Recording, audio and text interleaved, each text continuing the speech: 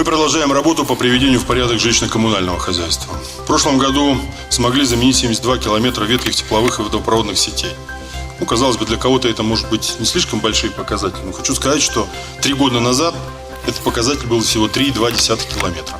Что особенно важно, мы стали уходить от методов латания дыр, которые применялись в ЖКХ республики на протяжении многих лет, и перешли к комплексному решению имеющихся проблем.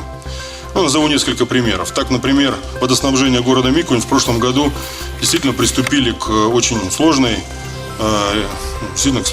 проекту. Это строительство водочного модуля и нового водохранилища. Это позволит решить застарелую проблему с качеством воды для населения.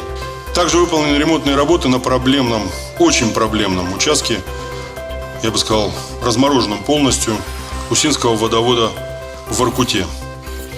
Он сейчас восстановлен и работает без сбоев.